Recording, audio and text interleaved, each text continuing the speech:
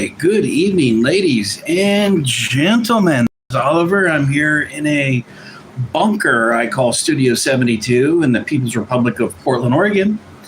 All of you interplanetary, intergalactic time travelers, we salute you.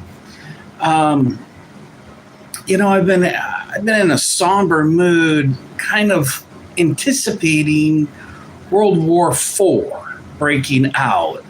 And it seems like we're on some sort of a pause delay, which, oddly enough, that's a good sign, if you will, right? It's supposed to be a good sign.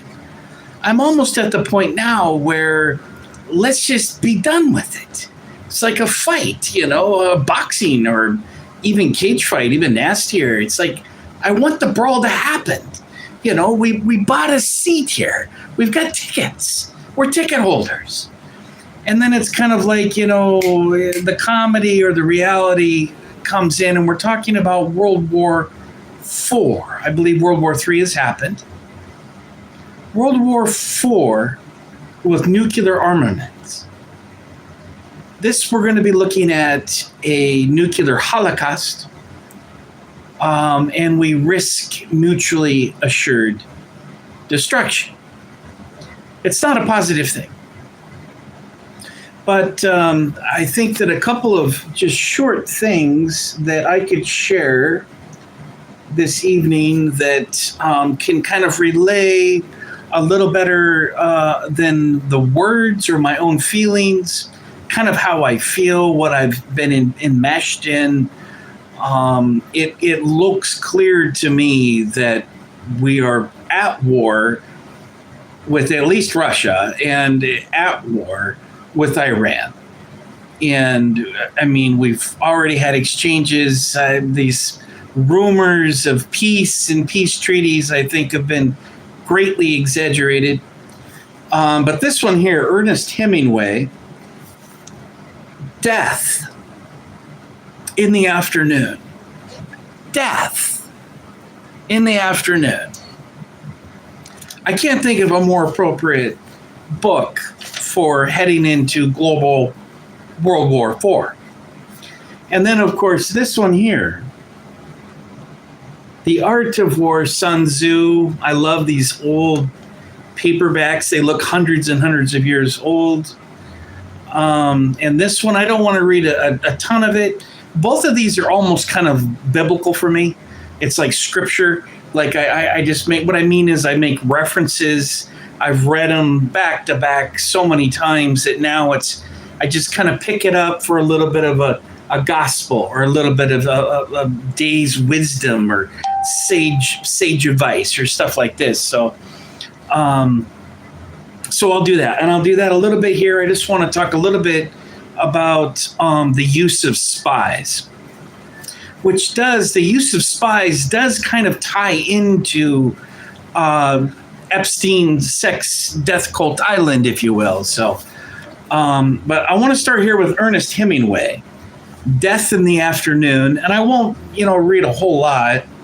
My eyesight is kind of blurry and the light's a little bit poor. So bear with me here. I find this, if you haven't read this one, it's very dry. It's like a dry red wine, if you will. And he speaks of the excessive amounts of wine.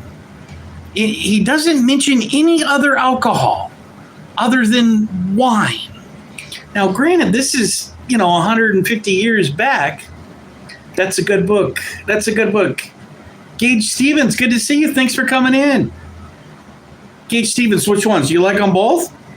I'll just read a little bit here. I'll get a little bit animated on this Death in the Afternoon, just briefly. Leandra Dominguez. I love the name Dominguez. Leandra Dominguez, this. So, I wish I had a comedy, a little more relief. I don't know, maybe the mustache will make you laugh more than the literature, because it is a laughable mustache, and I enjoy that very much. So Charles Hemingway, There's a whole family. There's like a family of 100. There's like 40 brothers and sisters. Now, it's this one's Ernest. This one's Ernest.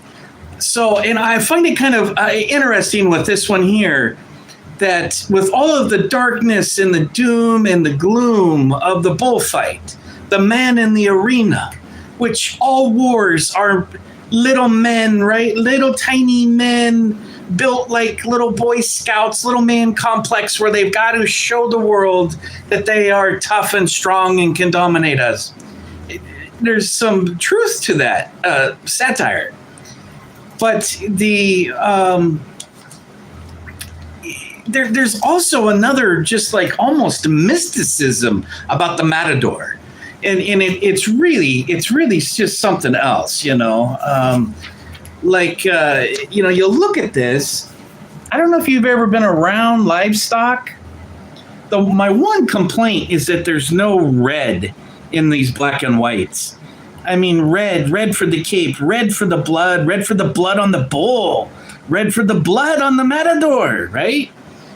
It's not there. It's all black and white, but they've all got stories, and he writes about all of these matadors. He writes about their families, and he writes about the excessive amount of wine that he's drinking. He's going blind from drinking too much red wine. And I thought there has to be a reason to put that in. You know, I mean, I could do a deep dive or a shallow little dippy dive in that the wine connoisseur, the alcoholic, the heavy drinker, the wine drinker, he's obviously obsessed with wine and all the wines. I'm right here from Portland, Oregon. What's that crazy going blind by drinking red wine?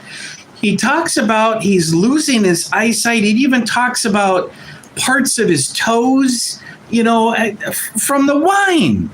And I couldn't help but think, well, you know, an alcoholic knows going into the arena to drink the red blood of the bull in the cantina. They know it's not good for them. They know it's shortening their lives. They know they may die. They may die. So I couldn't help but think that little bit. You know, just the wine drinker, you know, because then you toss in the whiskey drinkers. How many of you know Scotch whiskey drinkers? Probably not very many, because Scotch whiskey drinkers don't live long. They don't have time to write books. They're dead, if not from the Scotch, from other means that Scotch whiskey brought upon them. So I just kind of interesting that whole bit, you know, because I was a heavy drinker for 20 years of my life. I mean, I knew the bar as if the arena. And I could even equate, kind of in a crazy way, the women as the bull. It is sometimes you beat the bull, but sometimes the bull gets the best of the matador. Just like women. But I digress. I don't want to go off on a tacky branch there, because it could be misinterpreted the wrong way. But just this here briefly, all right? Ernest Hemingway, he's talking about like one of the guys. This was one of the legends. He's obviously, that's the permanent power nap. He's not just sleepy. And this is, I think he gets gored. So there's all of these goring, different scenarios and different situations. Yeah, that guy's dead. In fact, the book is called Death in the Afternoon. So you have the horses. I didn't think of this. I haven't been to a lot of bullfights. I don't know about you. The horses die. The horses are gored. They get the crown of the bull. There's techniques coming down from the horse with the blade into the bull on top of that angle. And so the horses die. And he writes about, I'm not reading this part, but it's in the book. He writes about, right from the beginning, he writes about how the horses are the saddest part. And I actually believe that the deaths of the horses is what lost the fever, that thirst, that red wine thirst that the crowds and the masses had for bullfighting. What? The horse died and get the crown? A lot of these horses die and get the crown point, the corona, the horns. It's pretty intense. So here, just let me read this little bit here, because this is kind of gives you a little flavor of the darkness, the death of the afternoon, pending World War IV. We have Valentine's Day coming up, which, call me a dark star. But one of the largest mafia's massacres in recorded American history is the Valentine's Day massacre. It's not a happy time. It's not a happy place. And with pending war, and you've got all this other crazy shit that's going down, false flags. There was another, pow pow up in Canada, senseless massacre of children, death in the afternoon. I would argue this is a collective time of death in the afternoons for us. Wars on Valentine's Day. Bing! It's this weekend, baby. I'm shocked that it hasn't happened. All right. God, I can't even see this. It had been over a year since I had seen him. He's talking about a matador that he had written about. And on the way to the ring in a taxi, I wondered if he would be changed, and how much I should have to revise what I'd written about him. I wonder if he wrote something bad. He came out in the Pasco with long-legged, easy swing, dark-faced, better looking than he'd been before, and smiling at every one he recognized as he came up to the Barrera to change capes. He looked healthy, his skin clear tobacco brown, his hair that had been discolored by the peroxide that they used to soak out the clotted blood.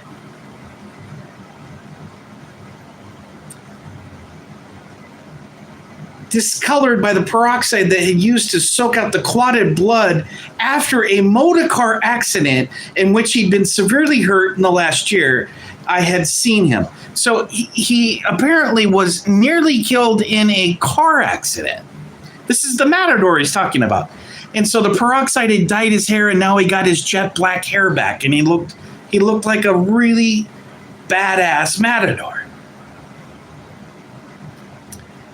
But wouldn't you take that as a sign? If you had a near-death okay, I know. These are matadors. These are different people. These guys are different people. They're not like us. These are very, very different people. The matador.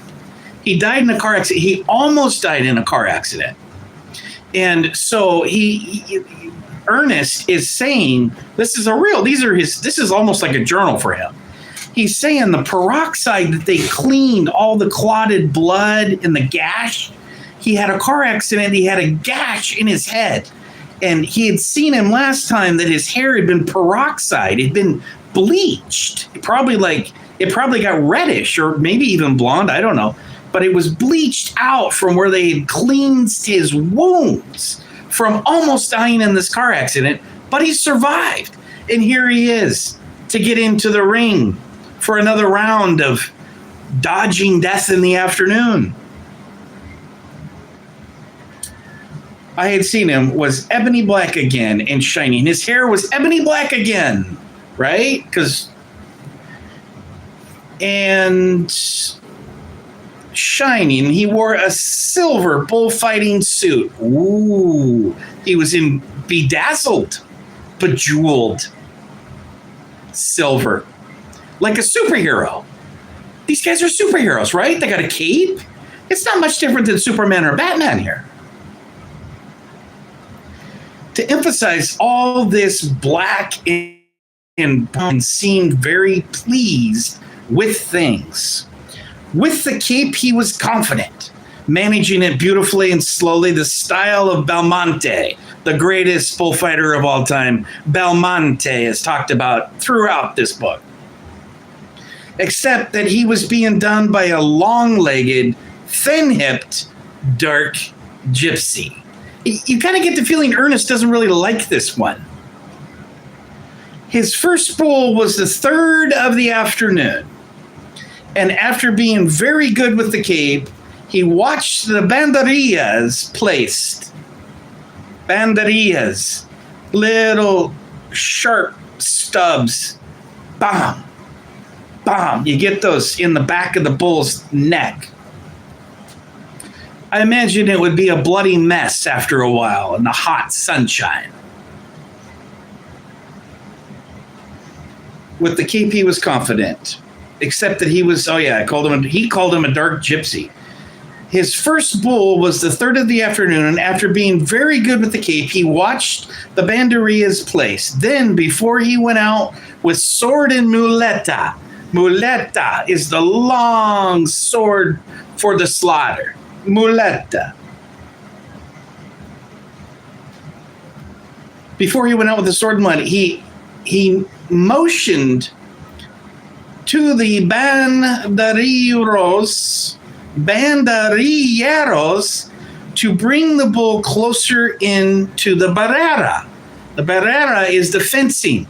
So he's actually ordering, he's making motions. So they're talking in signals, in motions. Happy Valentine's Day, Leandra.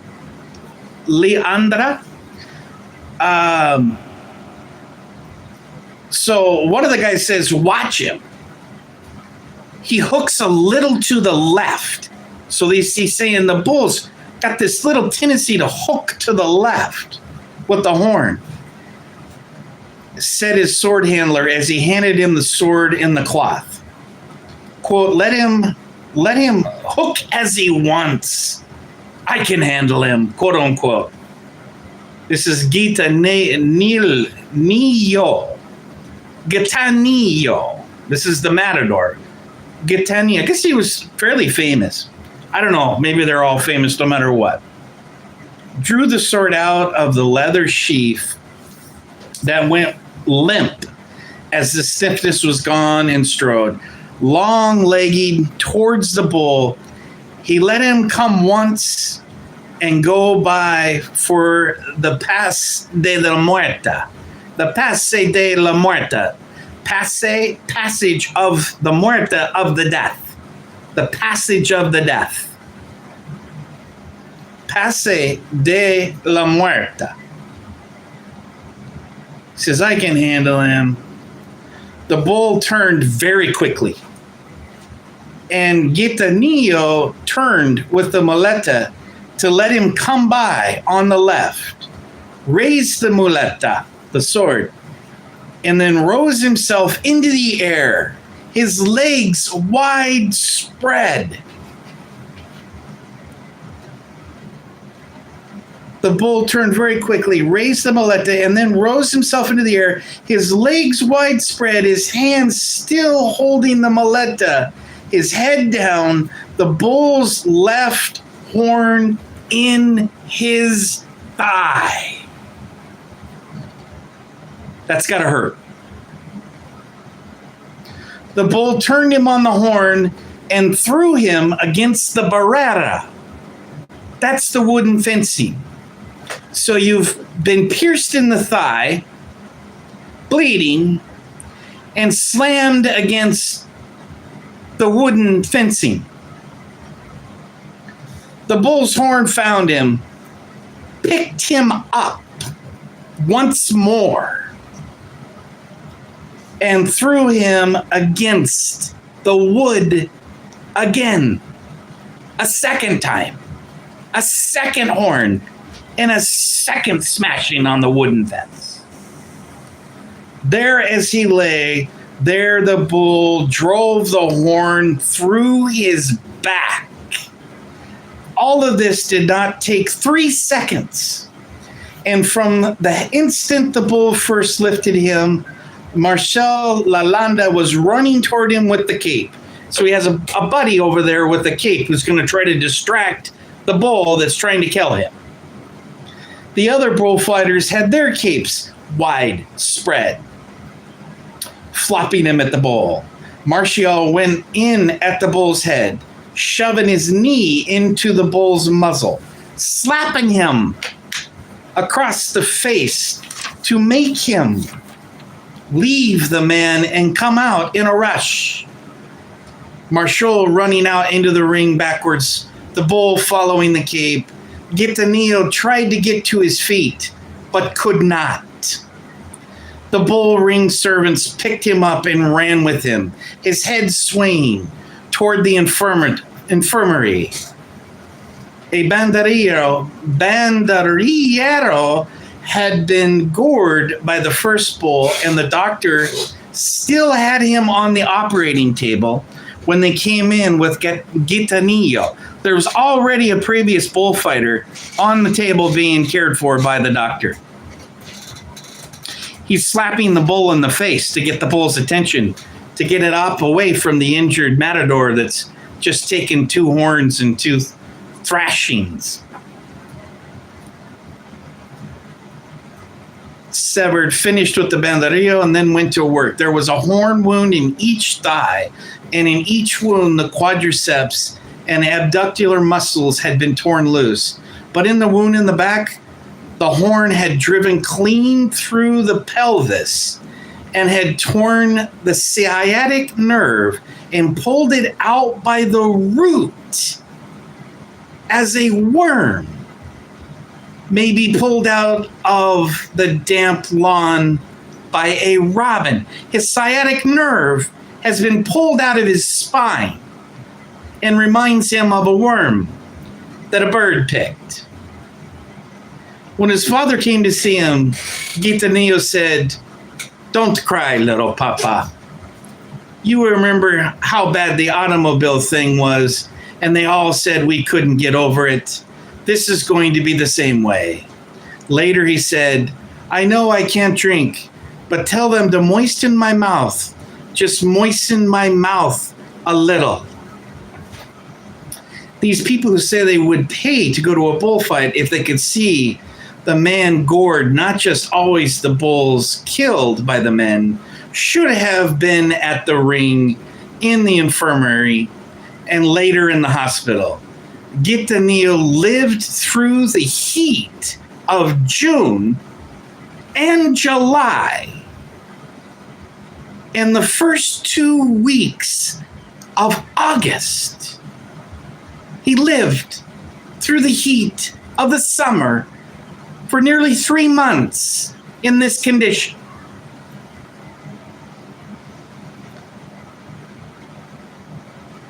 Dying finally then off of meningitis from the wound at the base of the spine. He weighed 128 pounds when he was gored, and he weighed 63 pounds when he died. 3 months later, wounded from the bull. And when he was gored, he weighed 63 pounds. And when he died during the summer, suffered 3 different ruptures of the femoral artery, weakened by ulcers from the drainage tubes in his thigh wound, and rupturing when he coughed. When he was in the hospital, Felix Rodriguez and Valencia II came in with almost identical thigh wounds and were both discharged as able to fight, although their wounds were still open before Gitanillo died. Gitanillo's bad luck was that the bull threw him against the base of the wooden fence so that he was against something solid. When the horn made that chop at his back, had he been lying on the sand in the open ring, the same horn stroke that wounded him fatally would probably have thrown him into the air rather than driven through his pelvis. The people who say they would pay to see a bullfighter killed would have had their money's worth when Gitanillo became delirious in the hot weather with the nerve pain. You could hear him screaming in the street. It seemed a crime to keep him alive, and he would have been much luckier to have died sooner after the fight, while he still had control of himself and still possessed his courage, rather to have gone through the progressive horror of physical and spiritual humiliation that the long enough continued bearing of unbearable pain produces. To watch and to hear a human being in this time should, I suppose, make one more considerate about the horses, the bulls, and other animals. But there is a quick pull forward on a horse's ears to tighten the skin around the vertebrae at the bust of the skull, and an easy stroke by the puntilla between the vertebrae that'll solve all horse problems and drop him dead without a twitch. The bull gets death within 15 minutes, of which the man starts to play with him, and all the wounds he receives are in hot blood. Hot blood, he calls it. And if they do not hurt any more than the wounds a man receives in hot blood hurt, they cannot hurt much.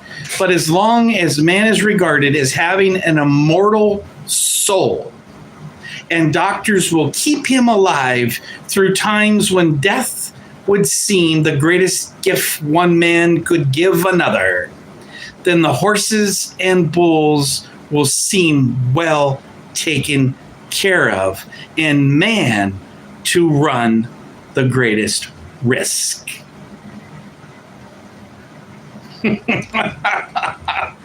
Huh? Pretty juicy. It goes on and on and on. That's just the middle of it there, but you know, it's very interesting. It gets me thinking about a lot of things. And one of the things that these kind of, especially this verse, especially this comparison of horses and the bulls, they're treated better. In this case, they, in a very bizarre way, you want to keep the matador alive, but he spent 3 months in the heat, blistering heat of Spain in the summer with meningitis and oozing wounds out of both thighs. I mean, that the horse, with their devastation of getting gored underneath and dying in front of everyone, it's a better life. It's a better thing. One of the things that it reminds me of, and I'll tell you this short story, is one of our friends, Parker, one of my, I consider him a brother. I've known him my whole life, even middle school. So you're going 40 years or so, give or take. Portland, born and raised. Besides the point, his dad was in Vietnam. And for a long time, I attracted a lot of, when I was younger, like, you know, even as a teen, 18, 19, 20, 30, I would attract these Vietnam vets who they would call me Oscar. Often I would be called Oscar. Not my name, although I did start using Oscar later on because I was called so many times, so many years, decades. In fact, I was called Oscar. Dude, you're trying to make up your lack of substance with this attempted style. You're a funny guy. You're funny. You come here like a clown. You're a funny guy, David. You're funny. No, that was funny. But what was I saying before I read that last singer? The Admiral. So we kind of nicknamed the Admiral. I don't think he was high ranking Navy. It was Navy, Vietnam, and I had at least one tour and was deeply affected by it. A heavy drinker, married maybe like a dozen times, at least 6 or several. I don't even know. I hadn't met all of his wives. There was several legal wives, and there was other ones that may not have been quite as official. I shouldn't say legal or illegal, but he would tell me, especially after drinking, veterans, it's like truth serum. Alcohol is like truth serum. Hey, Jim, how you doing? I support your journey. Good to see you. Thanks for coming down, Jim. So the Admiral, Parker, we called him the Admiral because he deserved and commanded that kind of respect. You know what I mean? You always uprank your friends or associates, especially drinking buddies. But it's a short story. It reminds me of the whole, it brings back those memories of him drinking. And then I had to tend to my daughter because I had a brand new baby that came out. And he actually drank himself to death. And Jack was his care provider for that. I was kind of the counselor, saying you still got a way out. I mean, your liver's hanging on by a thread, but it doesn't have to be over. You don't have to be deeply depressed. And I think we can talk your way out of some of these, traumatic experiences. I mean, this guy the place was loaded with firearms. I mean, throughout the entire house, always guns coming out after drinks. It was just one of those kind of things, you just never know when a veteran is ready to kind of go out in their own special ceremonial way. But he would talk about, he was with Teamsters. I mean, the guy was, he kind of had that full-blown kind of Teamster professional type of thing. When Hoffa would come to town, because he had gun permits, concealed weapon permits, he would work security for Hoffa here in Portland. And so he was a serious player, and he was a lot of fun to drink with, and he had a lot of great stories. But the one story that he told me that it blew his mind, and it blew my mind, and like alcoholics, they'll repeat stories a couple of times over the few months of you hanging out with them, sometimes within a few days, right? Some of these stories kind of repeat themselves, but he was talking about how there was water buffalo in Vietnam, and he could see that the soldiers had ran behind the water buffalo. The water buffalo, the Colonel Sanders, the water buffalo were protected. You couldn't harm water buffalo. In fact, it was a crime. In Vietnam, you could be court-martialed or whatever it is. You could be thrown in the brig. He was tossed into the brig, although it was briefly, but it did happen because they needed him machine gunning up on top of the boat is why it was brief. But he sent around. His story was telling me that he had sent around to get the VCOM, the communists, who had ducked behind the water buffalo, and he thought that he had hit him because the water buffalo got blasted, and he didn't see anybody else standing. So he's like, I got him. He goes, I did my job as a soldier, as his gunner, or whatever his title was. And he was saying, he goes, but I didn't get in trouble for blowing up men. That was never the problem. In fact, that was my job. I was to everyone, women and children, unfortunately, although they've got protections, they get caught in the crossfire. Some of them savagely. It's very gross, the memoirs of war. But it blew his mind that his commanding officer, whatever the big shot name was upset at him that he had hit the water buffalo, and that somebody, I don't know who the fuck, what environmentalist was out there, somebody had seen the water buffalo get killed and had complained. There wasn't a complaint of this fucking water buffalo getting blown up. which were protected species and endangered species in a war zone, so you couldn't kill them.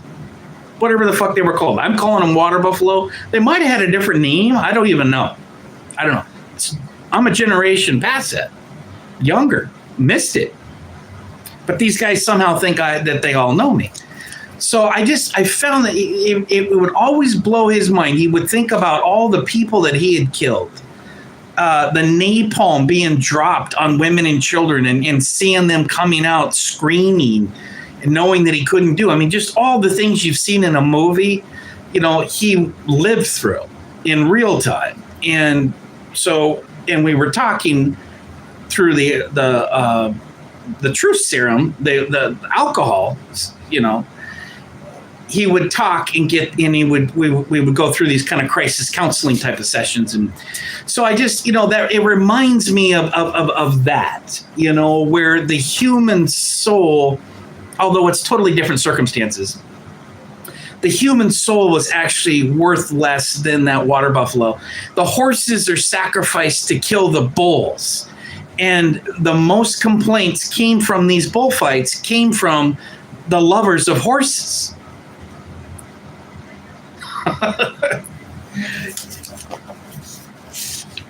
You got me bricked up like Lego right now. Keep looking like that. Okay, so this one here's The Art of War. This one I'm not going to go as in deep dive on it. I just wanted to point out that The Art of War, Sun Tzu. The Art of War, if you don't know this book, the art of war is that you want to get what your military objectives are without any war. You avoid the war. You avoid the battle.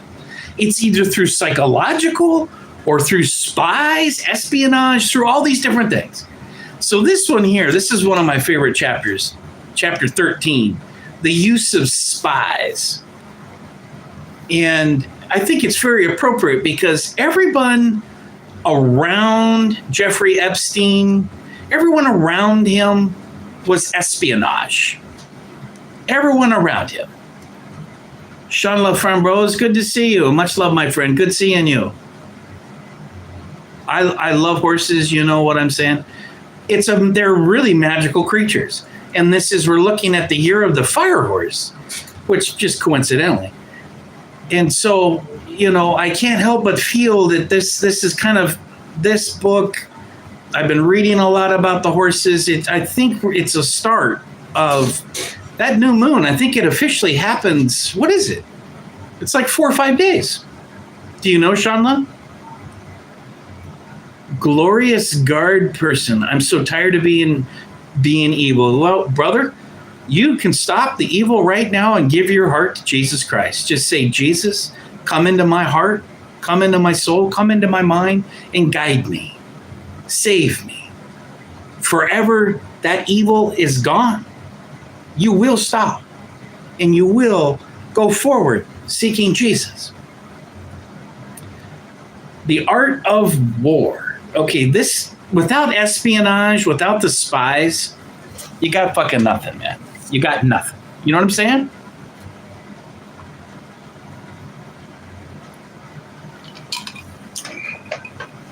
Oh, coconut pineapple seltzer. Oh, man, I didn't know you were a Christian. Oh, hey, I'm cool. Jesus. Okay. So here it is. What is this? 7, 8. It says, at around 8, it says, when these 5 kinds of spy are all at work, none can discover the secret system. This is called divine manipulation of the threats. Okay, it starts at 7. Hence the use of spies, of whom there are 5 classes. Number 1, local spies. Local. The local. Number 2, inward spies. Right? Inward. Inward? Inward. 3, converted. You take their spies. You convert them.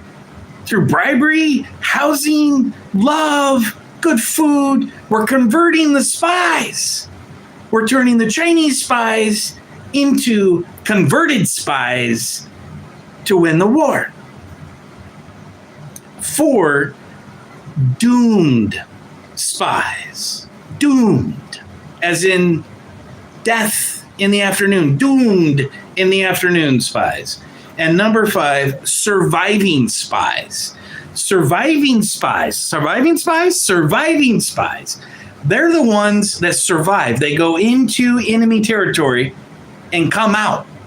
So they manage to get in and get out and tell you the intel. They survive. Isn't that crazy? Glorious guard.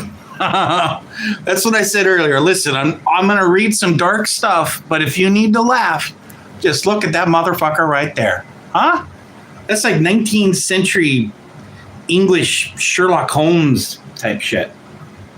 Yeah, it's not that cool. So that's the use of the spies right there. And so number 8, it says, when these 5 kinds of spy are all at work, none can discover the secret system. This is Epstein Island. This is memoirs right out of Epstein Island. And all the motherfuckers around him. He didn't do this by himself. Come on, people. He didn't do this by himself. He had the British. He had MI6. He had Mossad. Of course, Israeli was down there. Ehud Barak. Oh, man, come on. You guys denying that Israeli was down there in the Virgin Islands running that shit are full of manure. They were. And we know that for a fact. Israeli intelligence ran the show. This is called divine manipulation of the threads, quote unquote, divine manipulation of the threads. What the hell is that? Divine manipulation of the threads. Let that sink in, because I can tell it hasn't sunk in like it sunk in with me. It's the sovereign's most precious faculty. Number 9, having local spies means employing the services of the inhabitants of a local district. Number 10, having inward spies, making use of officials of the enemy. Number 11, having converted spies, getting hold of the enemy spies and using them for your own purpose. That's blackmail. That's the essence of Epstein's sex death cult island. In a summary, right out of the book. You can tell that motherfucker was reading The Art of War. Number 12, having doomed spies. Doomed spies. What a title. Can you imagine? It's like they tell you, yep, you're the doomed spy. You're doomed spy number 99. You're like, oh, I'm the doomed spy. Great. Wow, my future is not as bright as I was hoping this morning. Having doomed spies. You know nothing's going to come good out of a doomed spy. Doing certain things openly for purposes of deception and allowing our own spies to know of them and report them to the enemy.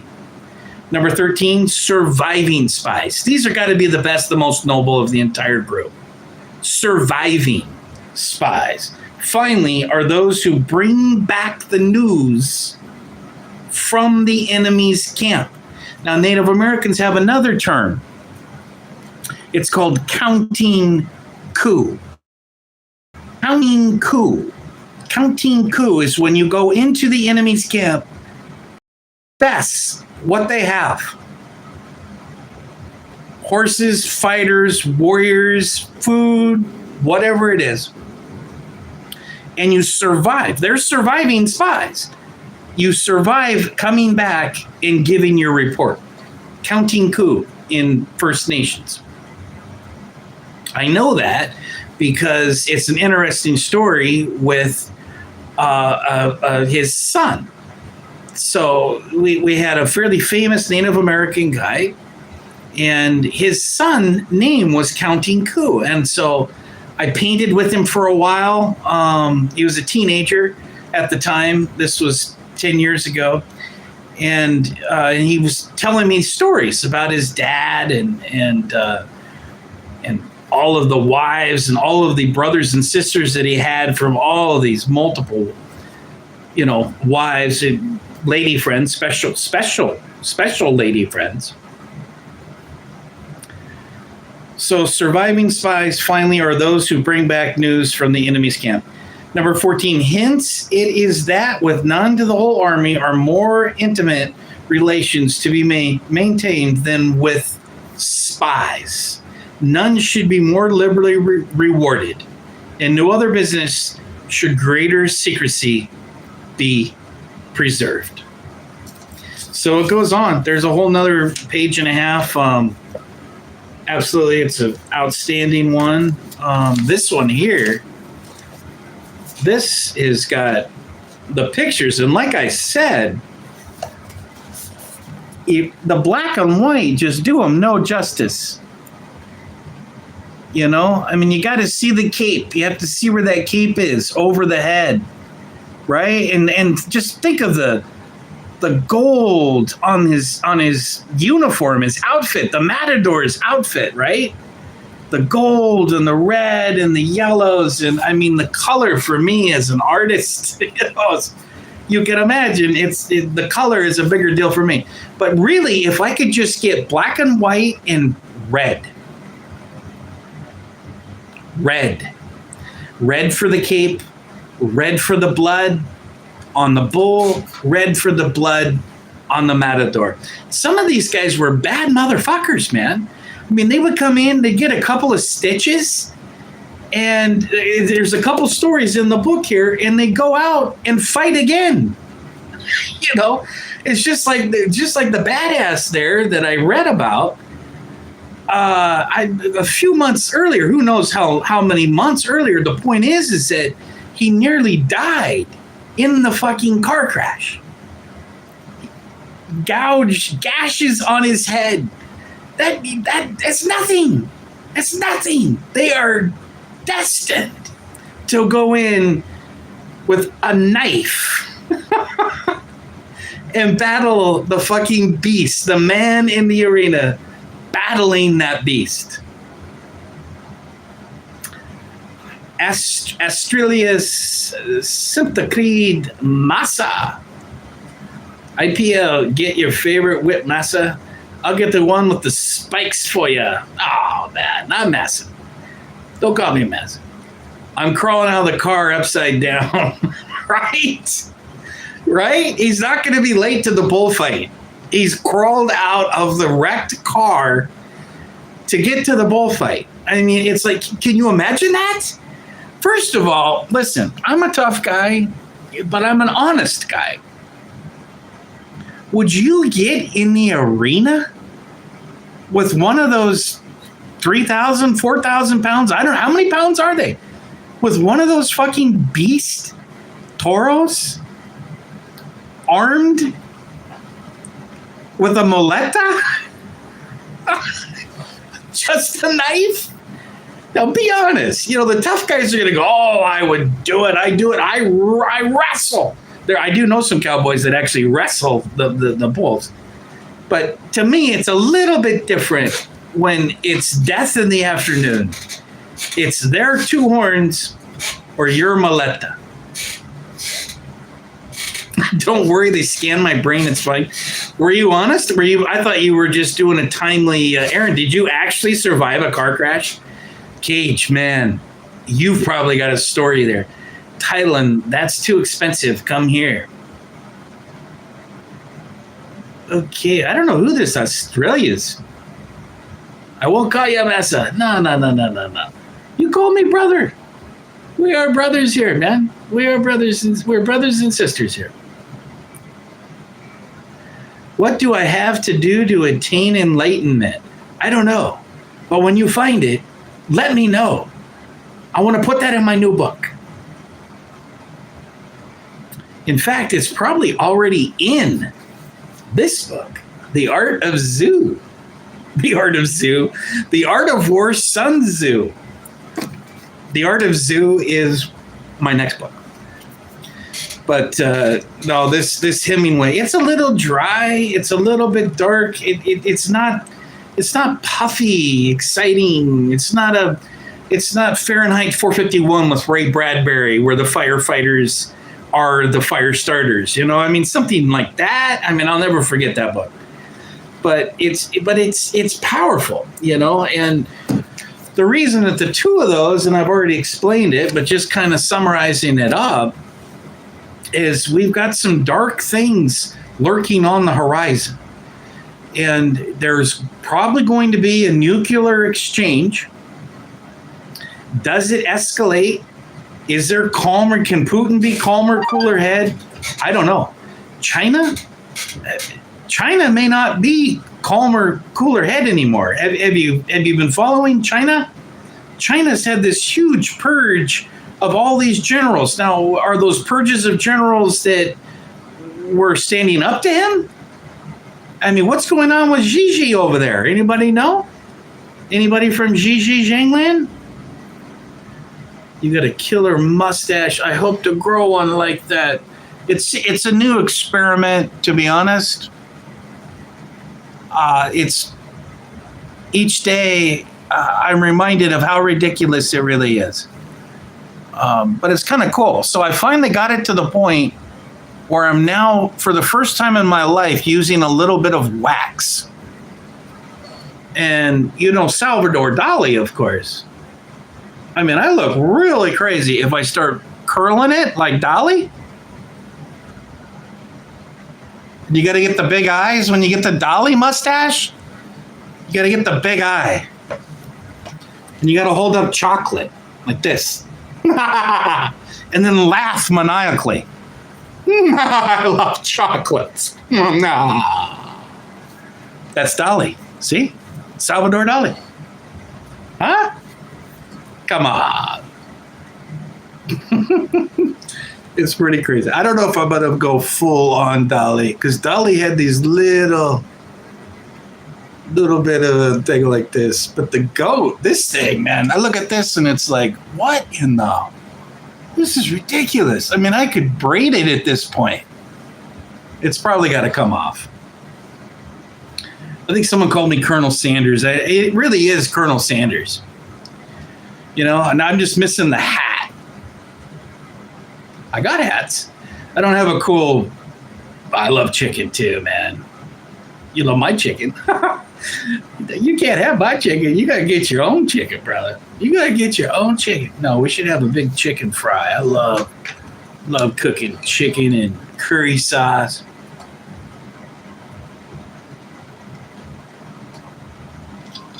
But with all this dark humor, we got some dark times coming.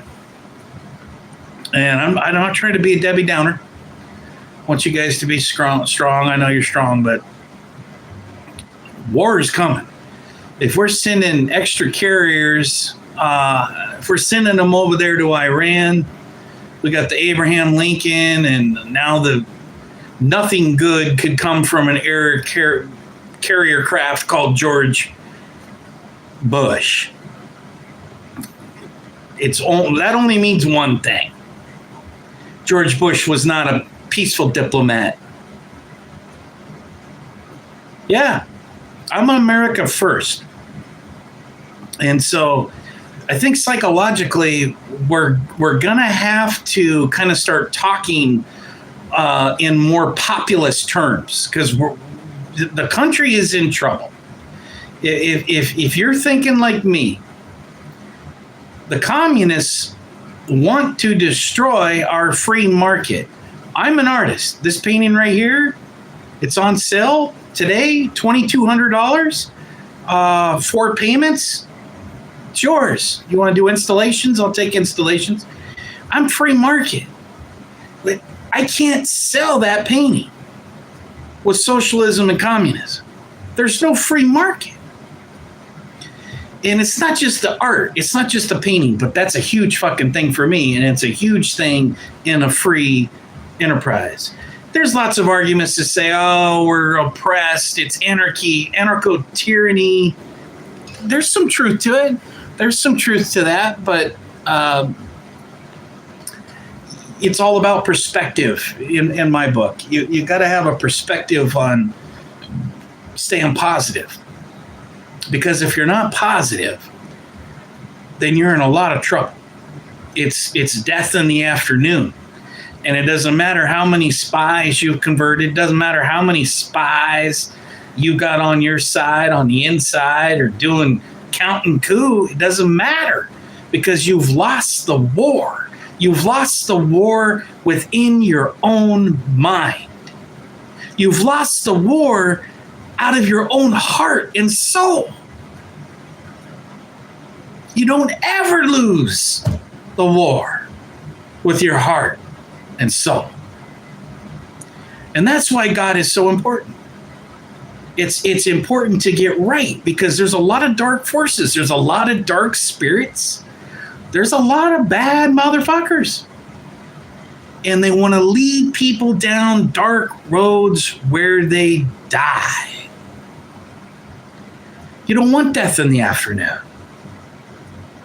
No, we want life and breakfast at the crack of dawn. Every country loses in war. There's no winners in war. Thank you. You have a few players at the top that seem to make all the money. And they always lose the least amount of blood. Have you noticed that? So it's I can feel it. I'm actually, to be honest, I'm really, really stunned. I'm surprised. I guess I'm thankful. I started out saying, although I'm kind of on edge, Iran's gotta kick the crap out of Israel. And you gotta beat the bully's ass. There's no other way around it. So how does Trump handle Iran kicking the crap out of Israel? Now, I love Israeli women. I love Israeli people. I'm not an anti-Israeli person. I'm anti-World War IV. And Bibi, Netanyahu, Prime Minister Bibi, is literally at this point with shock collars and leashes dragging us into World War IV to fight the Iranians. And the Persians are far ancient, far older, far wiser. And I'm not an Islamic guy, but I don't pick Shia over Sunni or Sunni over Shia. Tanner, we are the bad guys. Are we the baddies? Are we the baddies, Tanner? We're the bad guys. Are we the bad guys? We're the good guys. We're the good guys. We are the good guys, right? Now, we could have some baddies running our government. Can we go there? King James 9120. God bless our Russian brothers. God bless.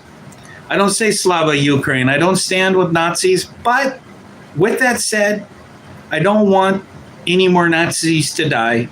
Although it's hard to cheer on Nazis.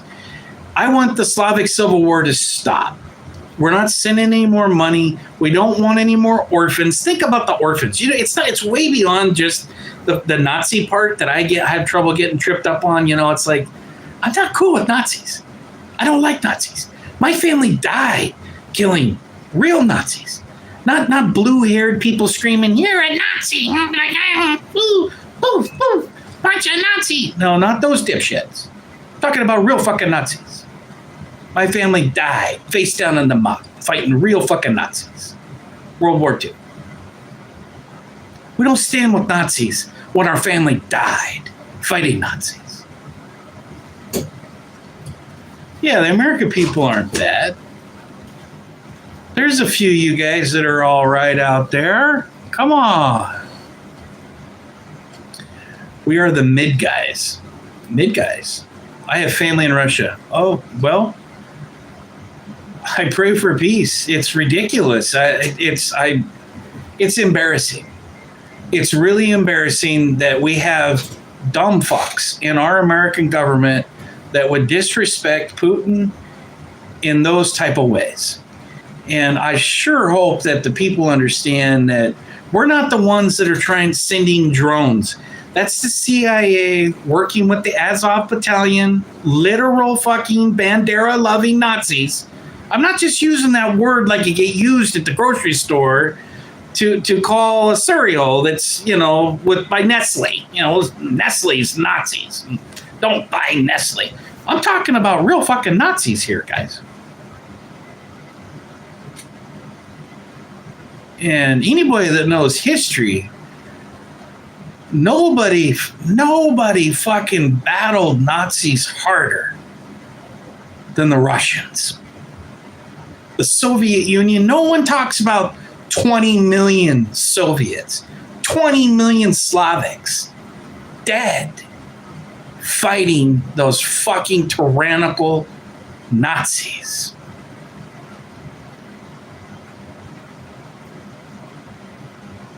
I'm a diplomat, man. I'm a diplomat. And we need more diplomats, not more fighters. Fuck ice. Mothy Pumpkin says fuck ice. You guys got to lighten up on DHS. I hear you. You got a right to your opinion, but it's not helping de-escalate the situation. Me personally, diplomatically, have been doing DMs and sending out X's directly to people. Don't realize that this administration actually watches and monitors social media and seeks input from social media of its supporters. And so you can actually give your opinion and somebody's going to read it. But we're trying to de-escalate. We want to de-escalate Minnesota. We want to de-escalate Minneapolis. I know it's complicated, and I know you guys have got a right to do your thing. What you don't have a right to do is escalate civil war. We're already in civil war. You're doing your portions to fight civil war. I don't want civil war. I don't want a civil war. It's not good for any of us. And I think it's socially engineered, just like we see with world wars. How could it not be? This whole Iranian conflict is completely socially engineered construct. Just a handful of people. It's not even Israel. It's a handful of people that are controlling Israel, to be honest and direct. 6 million PDF files. I've gone through a bunch of those. I tried doing a video, my last live. I think that's what you're meaning, 6 million PDF files. I tried doing a live, and my computer, it started acting like I had gremlins. There was gremlins coming out of the driver. It was spinning and skipping. They cut 25 minutes off of my video. 25 minutes. And then they abruptly stopped me. The last video I did, you'll see it just stops. It's like, it's like a car crash. I don't get to conclude. I don't get to wrap up all of my articles and tie it all together like I like to do, like everyone likes to do.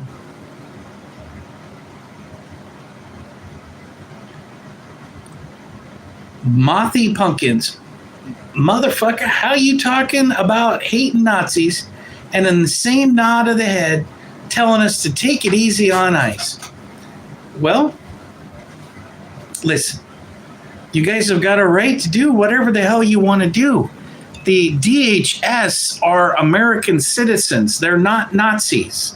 And I would suggest, just give me a second here to tell you that it seems like programming. I see that you guys have been programmed into believing that literal Nazis are in the streets doing things that are improper to people that are citizens. And that's not what's happening. I would suggest to you that some of the programming is not accurate. And it's got you triggered. It's got you upset. It's got you bringing pistols and rifles to combat. What do you call that? That's called civil war. That's called combat. Yes, you've got a right to bring your weapons. It takes a great amount of personal responsibility to bring and carry a firearm, if you're going to bring that into a heated debate with another group that's armed, it seems suicidal to me. I can tell you folks, a lot of you are depressed. You want suicide by DHS. You want suicide by ICE. Now, we have to have a way. We have to have a way to protect the border while we have legal migration. Because I fall into one of those perspectives where I love migrants.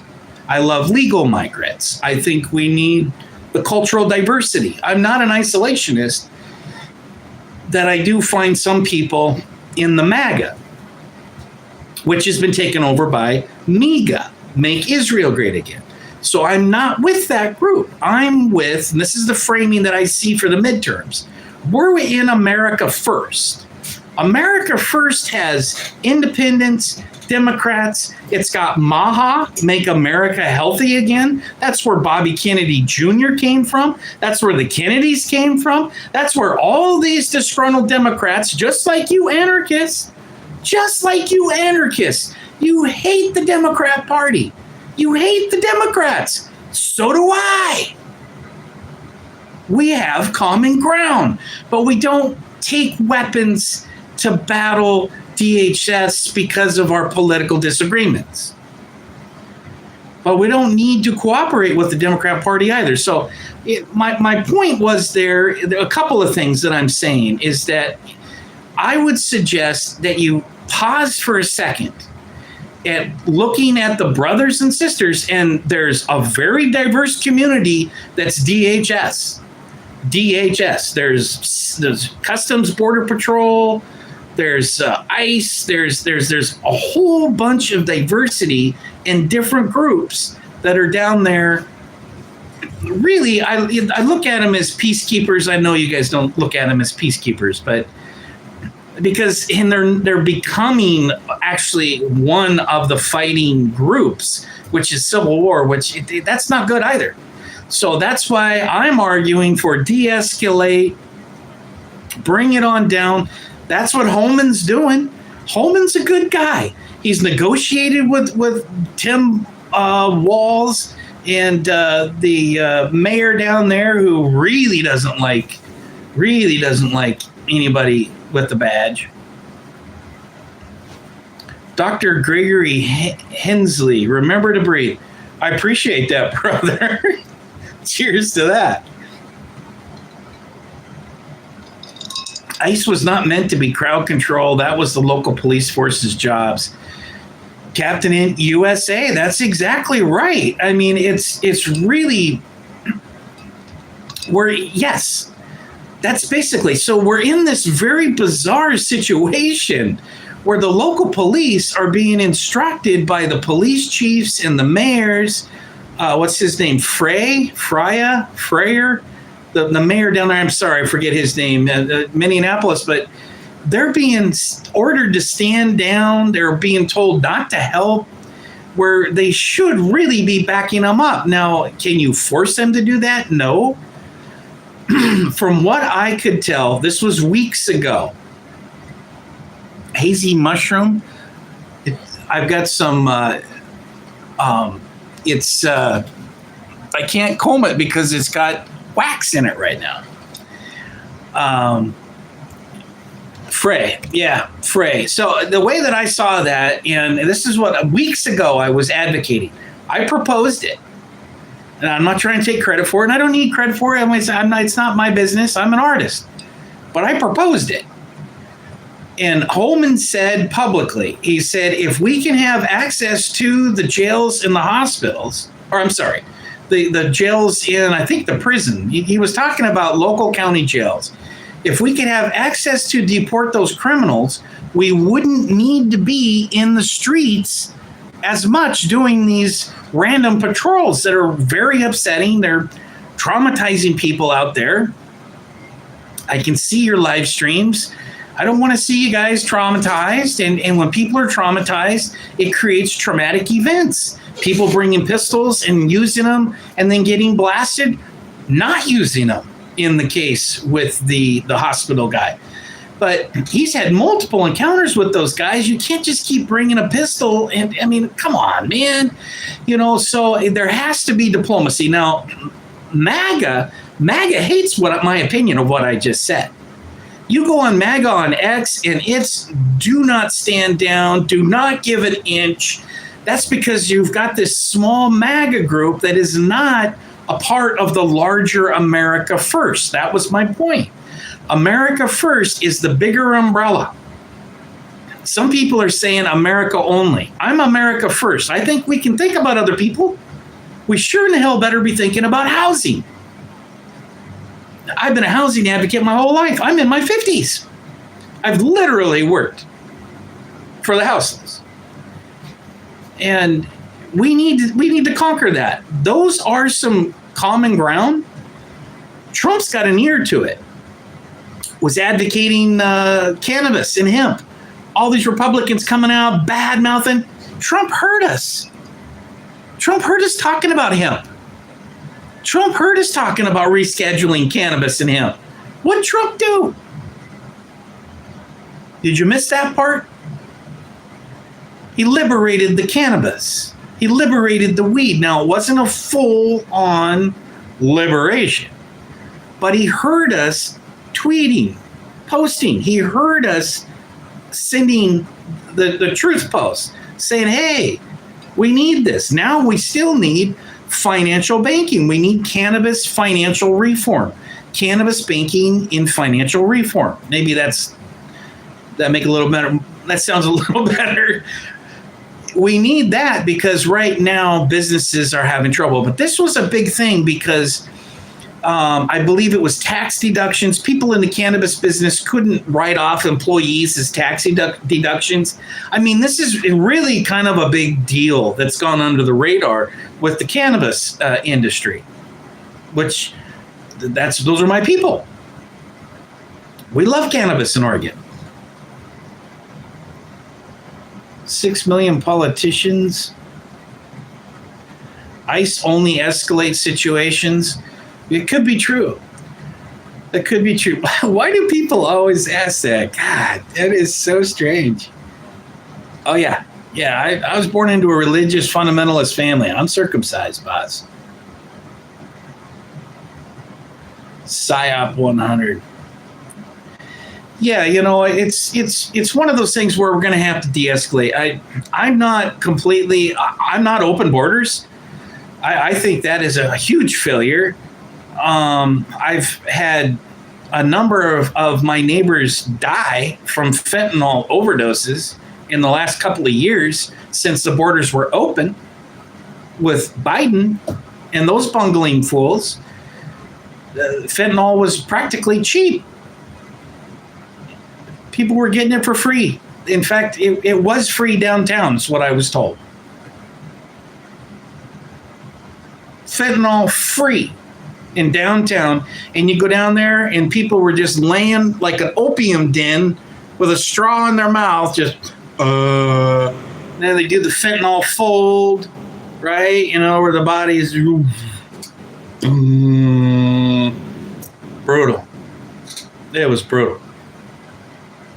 Free drugs for protesters. That is one way to avoid civil war. I don't want to see that, but it's not a bad idea, Rainy Girl. Damn, dude, love the mustache and goatee. Really? It's comical. Come on. All right? As long as I still look like a good guy. If I start to look like a bad guy, it's all coming off. I don't need it.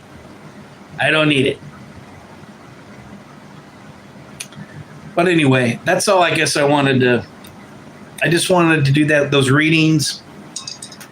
And I don't want to do any more reading. Be safe. I don't know what else to say. I really don't. I'm surprised that we haven't been in a hot war with Iran 2 weeks ago. I saw it 2 weeks ago. And then last week I was like, this is it. It's got to be it. So this is the third weekend in a row where I've said out loud, this is it. We are striking Iran, and Iran is going to retaliate with probably Chinese and Russia and Pakistan and India and probably Saudi Arabia. I mean, it's probably world war. Am I wrong? I don't know how we start having random loose exchanges with all these power players and not have it escalate within 20 or 30 minutes, maybe the first couple of hours. World war. I think Iran is actually going to kick ass. And it's not because I'm Iranian, not that I want them to kick anybody's ass, but Iran is largely underrated. And it's like there's no way for me to explain my thoughts about it without sounding like I'm pro-Iran or I'm pro, and I'm really not, because what does that even mean? There's a civil war. Iran, you can't be pro-Iran without there's a side. There's at least two sides, if not three sides, right? I mean, am I wrong? It's a civil war in Iran. Daddy fishing. Jesus loves you. Jesus loves you too, Daddy Fisher. God bless you. God bless everyone. Blessed are the peacemakers, for the peacemakers shall inherit the kingdom of God. In a nuclear holocaust, we're all going there quicker than we planned. Except for some of you dang fools who are not coming with us. God bless Iran. You know, Iran, they're so complicated. Iran, some of the oldest Judaist bloodline is right in Iran. People, if you studied Persia and studied, I mean, it's ancient history. It's ancient history. It's just like Egyptians to me. I paint Egyptian paintings, ancient hieroglyphics. It's the same thing with the Persians for me. I compare them. They're on that level. The the whole culture, thousands and thousands of years. How many thousands? I'm not even sure how many thousands it is. Right up there with the Mesoamerican culture. They're actually far older than that. But, you know, it's sad, you know, that we're heading into such a massacre. We're heading into death in the afternoon. It'll probably be death in the afternoons. It'll probably be an S at the end of afternoons, unfortunately. Deep Christians start there too, an older history, 10,000 years. Because Judaism is that important and you had to mention it. Well, yeah, listen, I don't have any problems with Judaism. If you know your Bible, the Palestinians and the Judaists are cousins. They're Canaanites. They're from the old Canaan. They're Canaanites. They're family. They're fucking related. It's a civil war, a bloodbath with family. It's like armed Jerry Springer is what it is. That's how I see it. They're both Semites, anti-Semite. It's fucking meaningless. If you knew what Semites are, both sides are Semites related through Canaanite. They're Canaanites. Anyway, I didn't mean to lecture about that, but it's like people go, oh, you got to mention the Jews, you're with the Jews. It's so much deeper than just saying that. It's so much deeper. It's just like with Iran. There's Christians in Iran. There's old Christian churches. There used to be in Lebanon and in Gaza. There used to be old Christian churches, but IDF blew them up. So what do you think of that? If the Iranians are such bad people, how come they don't blow up their Christian churches? And if the Mossad are such great people, right? God's chosen, if you ask them. Why are they blowing up Christian churches? That's not a work of God. Killing Christians is not the work of God. Jesus didn't kill Christians. So what does that make the work of that country? If they're not doing the work of God, whose work are they doing? You can't serve two masters. That's right out of the Bible. You must pick one, not two.